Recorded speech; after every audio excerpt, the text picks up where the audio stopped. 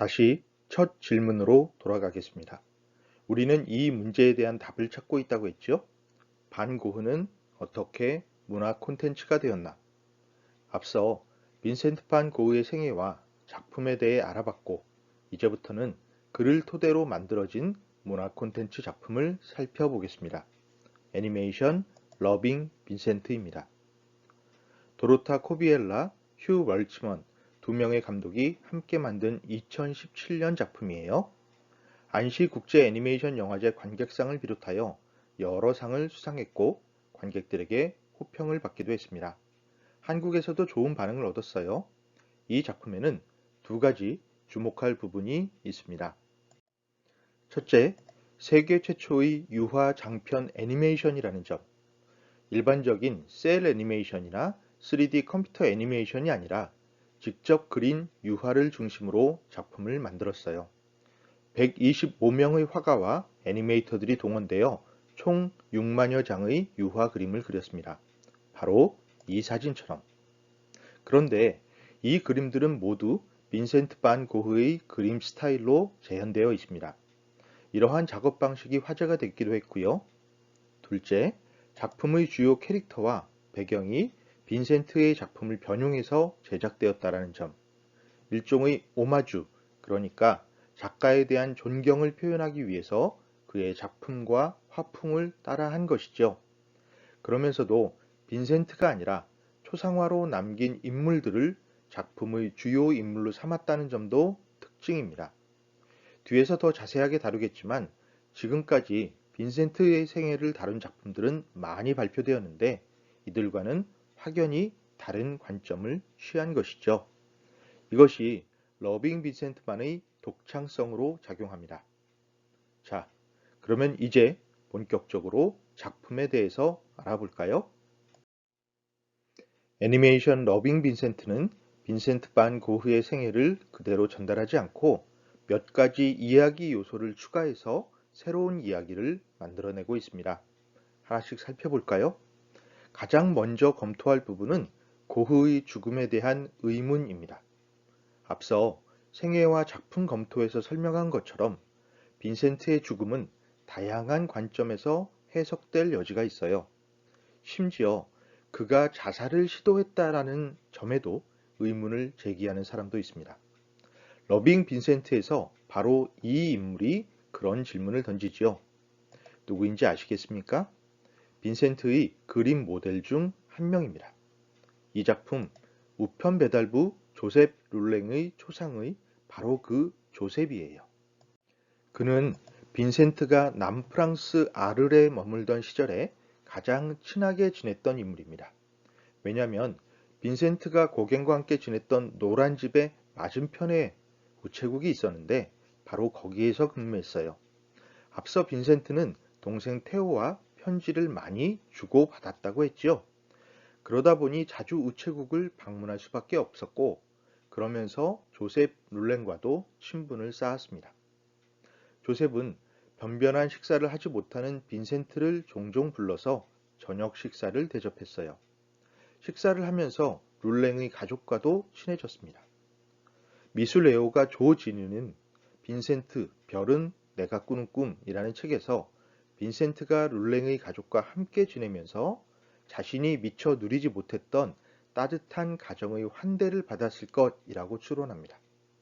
타당한 지적이라고 생각해요. 왜냐하면 빈센트가 룰랭의 가족을 모델로 한 그림을 많이 남겼기 때문입니다. 러빙 빈센트의 초반부에서 이 인물, 조셉 룰랭은 빈센트를 스스로 삶을 포기한 나약한 인물이라고 평가하는 세간의 소문에 반대합니다. 누구든 그럴 수 있다. 삶은 강한 사람도 무너뜨린다. 라고 하면서요. 그리고 빈센트보다 그가 정신적인 문제를 드러냈을 때 마을에서 떠나라고 종용했던 이웃들이 더 문제라고 화를 냅니다. 아울러 빈센트가 죽기 6주 전에 자신에게 난 완벽하게 차분하고 정상적인 상태네 라는 편지를 보냈다고 근거를 들면서 그의 죽음이 자살이라는 소문에 의문을 제기합니다. 자, 이를 통해 작품에는 한 가지 이야기 요소가 추가됩니다. 바로 미스터리예요. 이런 창작 방법을 통해서 러빙 빈센트는 여느 작품처럼 반고흐의 생애를 연대기 순으로 서술하지 않고 그의 죽음에 대한 원인을 추적하는 일종의 추리 서사와 같은 스토리텔링이 펼쳐지게 됩니다. 다음으로 살펴볼 키워드는 전달되지 못한 편지입니다. 이와 관련된 내용은 이 인물을 통해서 구현되는데요. 역시 고흐의 모델 중 한 명이었던 아르망입니다. 앞서 살펴본 조셉 룰랭의 큰 아들이에요. 룰랭 가족과 친해진 빈센트는 당시 20살이었던 아르망을 그립니다. 작품에서 모델은 약간 심드렁하고 세상 일에 관심이 없는 듯한 표정으로 표현되었지만 애니메이션에서는 다소 다혈질의 모습으로 그려집니다. 그는 러빙 빈센트의 서사를 이끌어가는 인물이에요. 미처 전달하지 못한 빈센트의 편지를 테오에게 배달하라 라는 아버지의 당부에 따라 전달자의 역할을 담당합니다. 처음에는 그저 귀찮아하기만 했는데 막상 테오에게 편지를 전달할 수 없는 상황이 되자 의무감을 가지게 됩니다. 빈센트의 동생 테오는 형이 죽은 지 6개월 뒤에 세상을 떠납니다. 그의 나이는 불과 33, 형과 같은 묘지의 옆자리에 안장되었어요. 아르망이 파리로 가서 수소문을 했을 때 테오는 이미 죽은 이후였지요. 편지를 전달할 도리가 없어진 겁니다. 아르망에게 테오의 죽음을 알린 탕기 영감. 네, 맞습니다. 앞부분에서 초상화로 확인했던 바로 그 사람이에요. 화방을 운영하면서 젊은 예술가들을 후원했던 그 탕기 영감도 빈센트의 죽음에 의문이 있다라고 말해요. 그는 빈센트가 인정을 받고 있었다면서 가시에 박사에 대한 석연찮은 감정을 토로해요. 그리고 아르망에게 가시를 찾아가 빈센트가 왜 죽음에 이르게 되었는지 물어보라고 권합니다. 이렇게 해서 아르망은 다시 길을 떠납니다. 그에게는 또 다른 임무가 생긴 것이죠. 여기에서 두 번째 이야기 요소가 표현됩니다. 바로 퀘스트, 즉 등장인물이 수행해야 하는 임무이죠. 어떤 종류의 이야기에서든 퀘스트는 캐릭터의 움직임을 부여합니다. 그래서 이야기가 역동적으로 펼쳐질 수 있도록 돕지요. 이제 아르망은 탐정이 되어 빈센트의 죽음에 대한 진실을 탐색하기 위해 여기저기로 움직이게 됩니다. 마지막 키워드는 이루어지지 못한 사랑입니다. 사랑은 사람들의 관심을 주목시키는 주요한 아이템이죠. 러빙 빈센트에서 여기에 해당하는 부분은 이 인물에서 비롯됩니다. 앞서 살펴본 캐릭터들이 그러했듯 이 인물도 빈센트 그림에 등장해요. 이 작품 피아노에 앉은 가셰의 딸이 모델입니다. 가셰라는 성은 익숙하지요? 빈센트를 치료했던 정신과 의사, 바로 그 사람입니다. 자, 여기 피아노를 치는 인물은 그의 딸 마르그리트 가셰이고요. 실제로 이 인물이 빈센트와 무슨 관계인지는 알려지지 않았어요. 하지만 애니메이션 창작자들이 이 인물에 주목한 까닭은 마르그리트를 다룬 작품이 적지 않기 때문입니다. 또 다른 그림, 정원의 마르그리트 가셰도 같은 인물을 다루었어요. 이처럼 자주 모델이 되었다면 빈센트와 더 친밀한 관계는 아니었을까? 이런 의문은 애니메이션에서 마을을 떠도는 소문으로 제시됩니다. 마르그리트가 빈센트와 연애를 한 것까지는 아닌데 둘 사이에 미묘한 감정의 교류가 있었던 것은 아닌가? 요즘 말로는 썸을 타는 관계가 아닌가 하는 것이죠. 물론 당사자는 그런 소문을 부정합니다. 아르망이 찾아와 관계를 추궁하자 그녀는 여기 사람들은 상상의 나래를 펴기도 한다면서 빈센트와는 잘 모르는 사이였다고 잘라 말합니다. 하지만 마르그리트의 이 말도 마냥 진실은 아닙니다. 이야기가 진행되면서 그녀가 연인이었는지는 명확하지 않지만 누구보다 빈센트의 삶과 재능을 이해했던 혹은 이해하려고 노력했던 인물이라는 사실이 밝혀지거든요. 아무튼 이를 통해 작품에는 또 다른 이야기 요소가 더해집니다. 바로 로맨스예요. 예술가의 생애를 전기처럼 사실 중심으로 나열하면 작품 분위기는 다소 딱딱해질 수밖에 없습니다. 그런데 여기에 로맨스가 더해지면서 분위기가 부드러워져요. 그만큼 관객들은 편안하게 작품에, 빈센트의 생애와 작품에 몰입할 수 있는 여지가 만들어지는 겁니다. 이렇게 러빙 빈센트는 빈센트 반 고흐의 생애를 기반에 두고 여기에 미스터리, 퀘스트, 로맨스 등의 이야기 요소를 새로 추가해서 독창적인 이야기를 새롭게 만들어냅니다. 예술가의 삶이 하나의 문화 콘텐츠 작품으로 거듭난 것이죠. 자, 그렇다면 이렇게 새로운 이야기를 만들면서 러빙 빈센트의 창작자들은 어떤 주제를 전달하고 싶었던 것일까요? 이 역시 몇 가지로 나누어서 살펴보겠습니다. 첫 번째 주제를 알아보기 위해서 다시 이 작품 까마귀가 나는 밀밭을 떠올려 볼게요. 애니메이션에서는 그림에 움직임을 부여했습니다. 까마귀가 날아가는 모습이 표현된 것이죠. 빈센트가 자살을 시도했다고 추정되는 이 밀밭에서 아르망과 마르그리트가 다시 만납니다. 그리고 이런 대화를 나눠요. 며칠간 여기저기에서 빈센트의 죽음을 추적했던 탐정 아르망이 빈센트가 자살한 것이 아니라 살해되었다고 생각하지 않느냐고 묻습니다. 그러자 마르그리트는 이렇게 되물어요. 당신은 그의 죽음에 대해 그렇게나 궁금해하면서 그의 삶에 대해서는 얼마나 알지요? 이 질문은 감독들이 관객들에게 하는 것이기도 합니다. 사람들은 빈센트의 죽음에 관심을 가지고 이런저런 소문을 만들어내는데 그보다는 그의 삶을 이해하려는 노력이 훨씬 더 중요하다는 뜻이겠죠. 어떤 이들은 이로 인해 애니메이션 작품에서 유지되던 추리 서사가 허물어졌다고 지적하지만 저는 좀 다르게 평가합니다. 러빙 빈센트의 목적은 애당초 범인 찾기가 아니었어요. 그보다 빈센트를 이해하기 위한 수단으로 추리 기법을 활용했을 뿐입니다. 주목해야 할 부분은 추리가 아니라 예술이에요. 마르그리트가 빈센트의 무덤에 꽃을 갖다 놓는 이유도 이 때문입니다. 그녀는 다시 말해요. 빈센트라면 꽃의 섬세한 아름다움을 알아볼 거라고. 그에게는 모든 생명이 아름답고 의미 있는 거라고. 그는 모든 걸 감사하고 사랑했다고. 이를 통해 제시되는 주제는 삶의 가치라고 정리할 수 있겠어요. 두 번째 주제에 대한 단서는 고흐가 테오에게 보낸 편지에서 찾을 수 있겠습니다.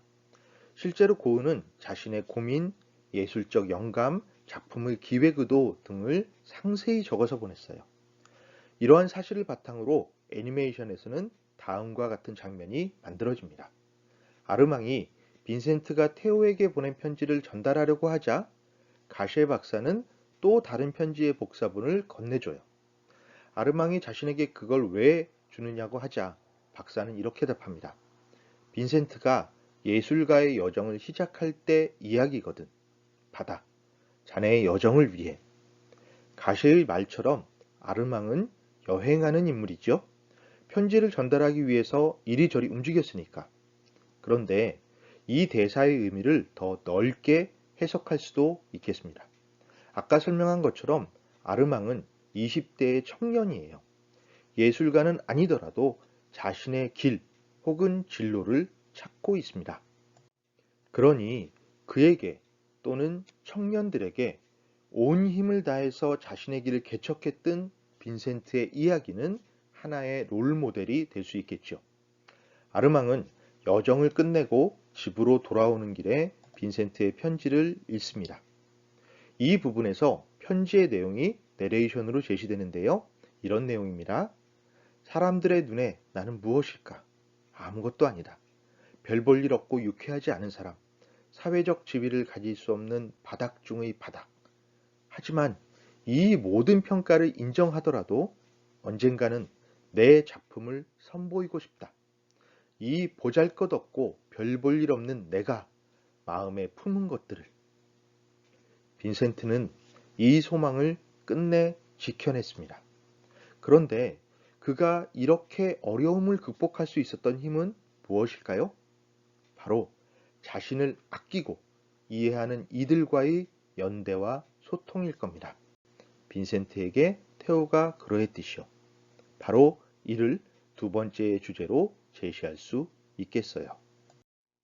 세 번째 주제의 단서는 빈센트의 작품 별이 빛나는 밤입니다. 애니메이션에서 별의 의미는 빈센트의 내레이션을 통해 제시되지요. 그는 이렇게 말합니다. 화가의 삶에서 죽음은 아마 별것 아닐지도 몰라. 별을 볼 때면 언제나 꿈꾸게 돼. 왜 우리는 창공의 불꽃, 즉 별에 접근할 수 없을까? 혹시 죽음이 우리를 별로 데려가는 걸까? 그리고 편지를 마무리하면서 이렇게 덧붙여요. 늦었으니까 자러 가야겠어. 잘 자고 행운을 빌게. 악수를 보내며 사랑하는 빈센트가. 이 마지막 부분에서 작품의 제목이 나왔어요. 러빙 빈센트. 내레이션에서 표현됐던 것처럼 별은 빈센트가 도달하고자 했던 이상입니다. 불안하게 느껴지기도 하고 도달할 수 없는 것처럼 보이기도 하지만 언제나 어떤 상황에서도 가슴에 품고 있는 꿈, 도달하고 싶은 이상. 애니메이션에는 나오지 않지만 제가 좋아하는 빈센트의 편지 한 구절을 소개할게요. 그는 이렇게 적었습니다.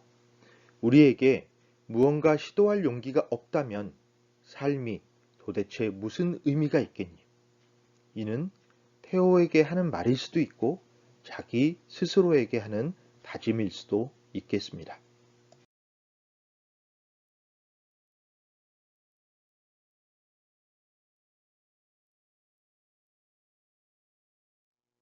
이제 빈센트 반 고흐의 생애와 작품을 활용해서 제작된 다른 문학 콘텐츠 사례들을 살펴보겠습니다. 정말 다양한 분야에서 다채로운 활용이 이루어졌는데요. 먼저 음악 분야의 활용입니다. 가장 널리 알려진 것은 돈 맥클린의 노래 빈센트입니다.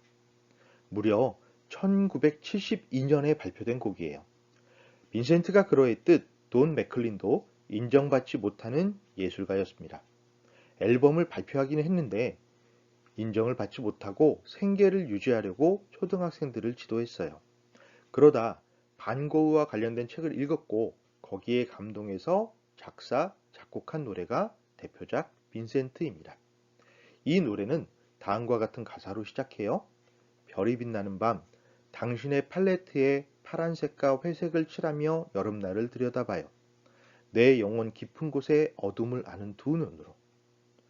예술을 지망하는 여러 사람들에게 위로와 희망을 전하는 이 곡은 러빙 빈센트의 주제곡으로 사용되기도 합니다. 또 다른 방식으로 음악에 활용된 사례는 뮤지컬 빈센트 반 고흐입니다. 한국에서 창작되었는데요. 2014년 2월에 초연된 이후 꾸준한 인기를 얻어 2022년 6월 현재 5번째 상연이 이루어지고 있습니다. 이 작품의 스토리텔링은 다소 일반적이지만 무대 표현이 독창적입니다. 3D 영상 기술을 적극적으로 도입해서 빈센트의 작품을 미디어 아트 방식으로 다채롭게 제시했어요. 미디어 아트에 대한 이야기를 조금 더 이어갈까요? 최근 미술 분야에서 가장 활발하게 창작이 이루어지고 있는 분야들 중 하나입니다. 기존의 미술 작품은 회화든 조형이든 움직임을 반영한 경우가 적었습니다. 그런데 여기에 테크놀로지, 주로 디지털 미디어 기술을 적용해서 움직임과 입체감을 표현하는 창작 기법을 뜻해요. 그러니까 여기 자료 화면처럼 벽면을 스크린 삼아 고흐의 작품을 투사하는 것이죠. 그러면 마치 작품 안에 들어간 것 같은 느낌이 듭니다. 나아가 움직임을 부여할 수도 있어요. 이 사례처럼 꽃이 피는 모습, 꽃잎이 날리는 모습을 동작으로 표현할 수 있게 된 겁니다. 미디어 아트는 새로 창작되는 작품도 많지만 기존의 명화들을 재해석하는 경우도 적지 않은데 빈센트의 작품은 대중적으로 인기가 많은 만큼 자주 전시가 열리는 편입니다. 여러 지역에서 관련 전시가 개최되니 기회가 닿을 때마다 감상해 보시기를 권해요. 그 중에서도 제주도 서귀포시 성산읍에 있는 빛의 벙커를 소개하겠습니다. 예전에 국가 기관 통신 시설을 보호하기 위해 구축되었던 벙커를 활용해서 미디어 아트 전문 시설로 만들었어요. 최근 지자체별로 활발하게 진행하고 있는 시설 재생의 한 사례입니다. 또 관광의 측면에서는 제주도에 많지 않은 실내 문화시설이라는 점도 주목되죠. 여행해본 사람은 잘 알겠지만 제주도는 관광 산업이 발달했으면서도 대부분의 관광지가 자연 환경을 기반으로 합니다. 그래서 날씨가 좋으면 큰 문제가 없지만 비나 눈이 내리면 관광지 방문이 어려워져요. 비치 벙커는 실내에서 관람이 이루어지기 때문에 날씨와 상관없이 관람할 수 있다는 장점이 있습니다. 지역 관광 자원의 한계를 문화예술의 힘으로 극복한 케이스라고 하겠어요. 또 다른 사례를 보겠습니다. 스탠 허드라는 예술가가 진행하고 있는 흥미로운 실험인데요. 그는 스스로 토목예술가라고 부르는데 자신의 독특한 창작 방법을 설명하기 위한 표현입니다. 이 작품은 빈센트의 그림 올리브 나무에서 영감을 얻었어요. 약 5,000제곱미터의 땅을 마련한 뒤에 잔디를 깎고 땅을 파고 여러 종류의 식물을 심어서 완성했습니다. 일종의 땅에 그린 그림이라고 할까요? 작품을 감상하기 위해서는 비행기를 타야 한다고 합니다. 가장 대중적인 활용 사례는 아무래도 영화와 TV 드라마이겠지요. 그동안 참으로 많은 작품들이 발표되었는데 한국에서 다운로드나 스트리밍으로 감상할 수 있는 작품들만 소개하겠습니다. 먼저 1956년 작품 열정의 랩소디가 있어요. 그림에 대한 빈센트의 열망에 중점을 두고 연출한 작품입니다. 1990년에는 로버트 알트만 감독의 작품이 개봉되는데 한국에서는 빈센트라고 소개됐지만 원래는 빈센트와 테오라는 제목이에요. 두 사람의 관계가 중심이죠. 이외에도 2013년 작품 반 고흐 위대한 유산과 2018년 작품 고흐 영원의 문에서 등이 비교적 최신 영화라고 하겠습니다. 사실 제가 가장 주목하는 작품은 TV 드라마 닥터 후예요. 빈센트와 닥터라는 제목을 달고 있습니다. 닥터 후는 1963년부터 이어지고 있는 영국 BBC의 SF 드라마인데요. 1990년부터 2004년까지 휴방되기는 했지만 그 기간 동안에도 소설이나 오디오북이 발매되기는 했어요. 외계인 닥터가 종횡무진 시간여행을 하는 내용인데 5번째 시즌 제10화의 메인 캐릭터로 빈센트가 등장합니다. 작품에서 주인공 닥터는 사람들에게 인정을 받지 못해 시리에 빠진 빈센트를 데리고 2010년 파리 오르시에 미술관을 찾아갑니다. 그곳에서는 마침 반 고흐 특별전이 열리고 있고요. 닥터는 큐레이터에게 설명을 부탁하며 빈센트가 사후에 역사상 가장 유명하고 가장 위대한 화가이며 가장 사랑받는 화가가 된다는 사실을 알려줍니다. 그 말에 감동을 받은 빈센트가 울먹이는 장면이 참으로 인상적이었는데요.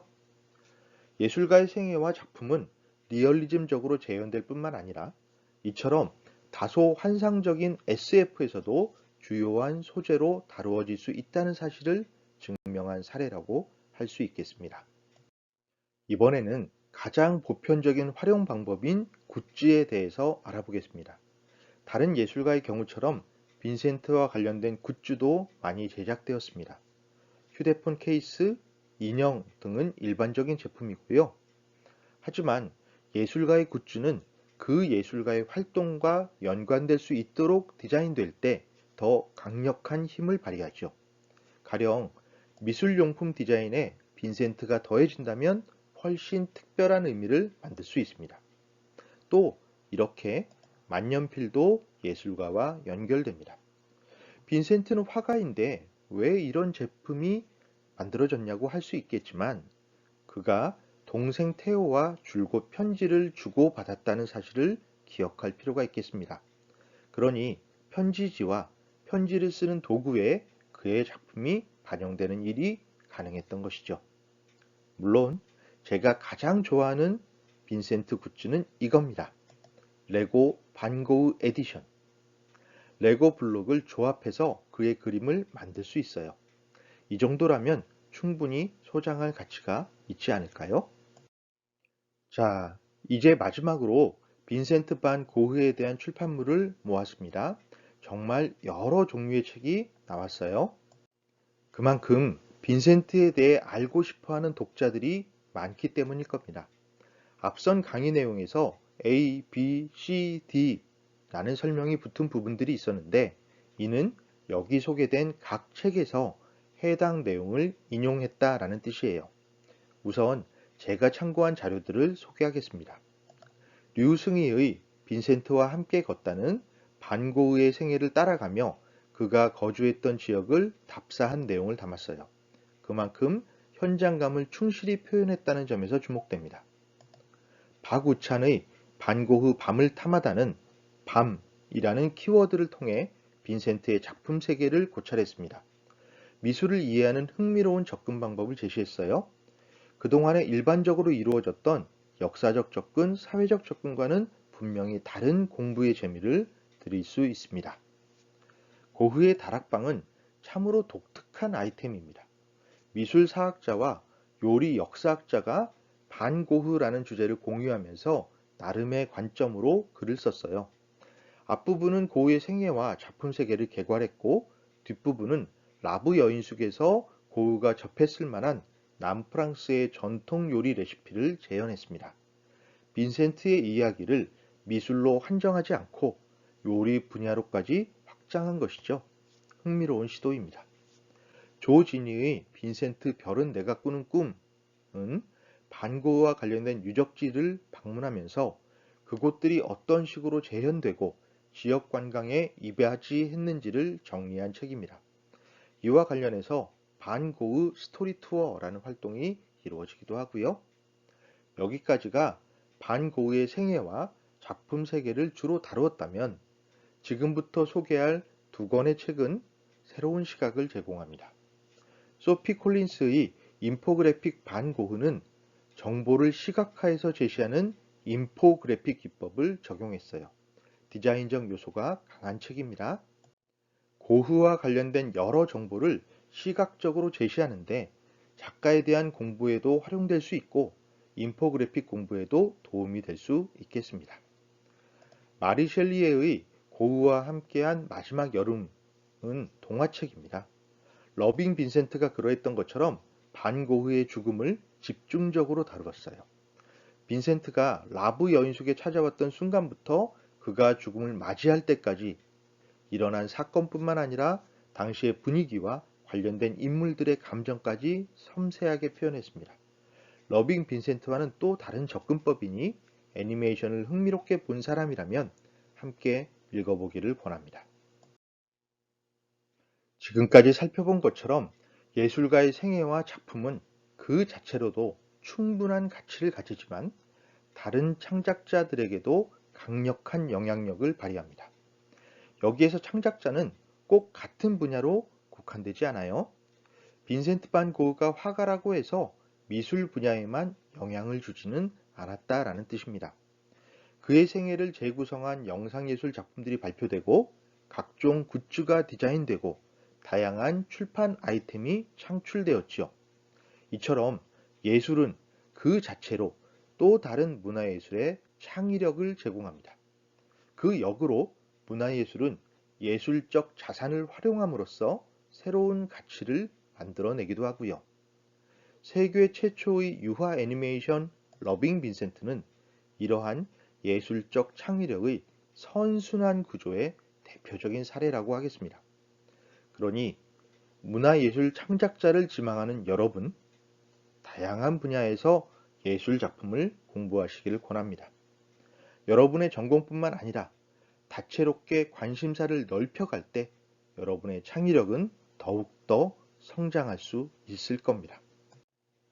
몸과 마음을 다해 자신의 길을 찾았던 빈센트 반 고흐가 남긴 말과 작품이 하나의 별이 되기를, 그 별이 여러분이 시작한 여정을 밝혀주기를, 그리하여 흔들리더라도 끝내 길을 걸어갈 수 있기를 기원합니다.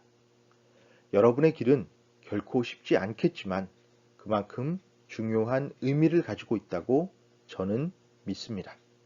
부디 지치지 말고 차근차근 계속 걸어가기를 응원합니다. 그럼 저는 아직 가보지 못한 또 다른 길을 안내하기 위해 준비를 시작하겠습니다. 감사합니다.